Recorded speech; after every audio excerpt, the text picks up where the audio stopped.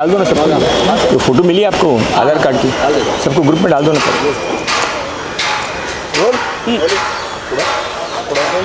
Sir थोडासा sir तुम्ही police आयुक्तांची भेट घेतलेली आहे, नेमका काय विषय होता, काय चर्चा झालेली आहे? परवा गिरगावचे भाजपा कार्यकर्त्यांनी तिथे जे रोहिंग्या बांगलादेशी खोटे आधार कार्ड घेऊन व्हेजिटेबल सेल अन्य इतर काम करत होते, त्याने 3-4 वेळा पोलीसमध्ये महानगरपालिकामध्ये कंप्लेंट केली होती, तरी पण काल झाला नाही।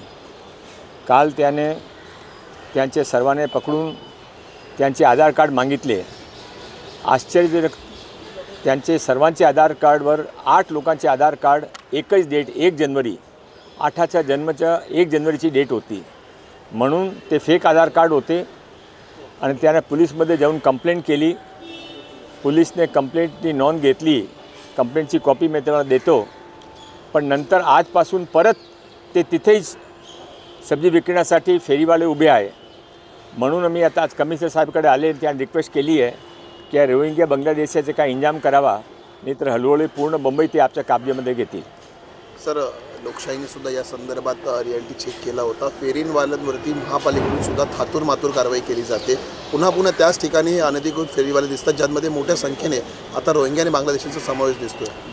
आजचा जे विषय आहे, जे रोहिंग्या बांगलादेशीचा विषय आहे, जे 3 दिवसापूर्वी लाल किल्ल्यामध्ये जे झाला, त्यानंतर मुंबईमध्ये असा कोणत्याही घटनासाठी नागरिकांना सजग राहायला पाहिजे। मी भाजपाचे आमचे गिरगावचे कार्यकर्ता आहे, त्यांचे अभिनंदन करतो की त्याने पुढे येऊन हा कारवाई आपल्या हातामध्ये घेतली। त्याने घेऊन पोलीसकडे गेले, पोलीसकडे रायटिंगमध्ये कंप्लेंट केली आणि सर्व त्यांची आधार कार्डची कलर कॉपी झिरॉक्स सर्वांमध्ये एकच डेट 1 जानेवारीचा सर्वांचा जन्म झाला आहे, असा कधी होऊ शकत नाही। तो त्याने अरेस्ट करण्यासाठी त्याने पुढाकार घेतला आणि जोपर्यंत ते सर्व रोहिंग्या बांगलादेशी इथून त्यांच्यावर कारवाई होत नाही, तोपर्यंत आम्ही त्यांचा फॉलोअप करू।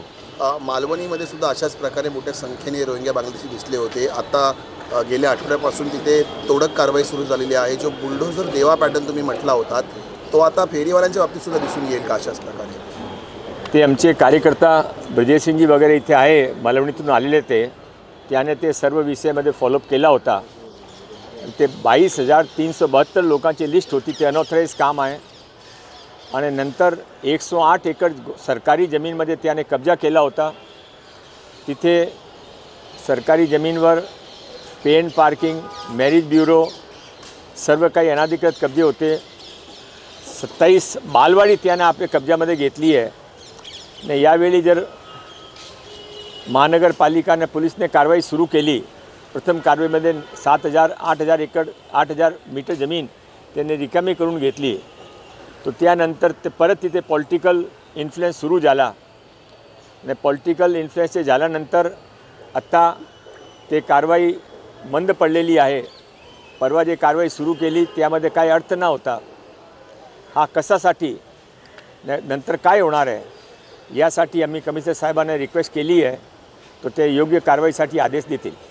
सर बिहार निवडणुकीचा निकाल लागलेला आहे। वोट चोरीचा मुद्दा जो हायड्रोजन बॉम्ब राहुल गांधी यांनी फोडला होता, तो निष्प्रभ ठरल्याचं पाहायला मिळतंय। वन साईड बहुमत आहे ते एनडीए आणि भाजपला मिळालेलं पाहायला मिळतं। हे तुमचं म्हणणं अतिशय बरोबर आहे। ते सर्व झुटे आरोप होते, डेमोक्रेसीने हानिकारक आरोप होते, अराजकता पसरवण्यासाठी आरोप होते। मी मुंबईकराच्या वतीने राहुल गांधीजींना निवेदन करतो की तुम्ही मध्ये फॉरेन जाता, आता तुम्हाला रिक्वेस्ट आहे की तुम्ही परमानेंट फॉरेनचा पासपोर्ट काढून कुठे शिफ्ट व्हा, तो तुम्ही पण आरामात राहा आणि भारतीय डेमोक्रेसीने पण आरामात राहू दिया। थोड़ा सा हिंदी में जानना चाहेंगे आज आप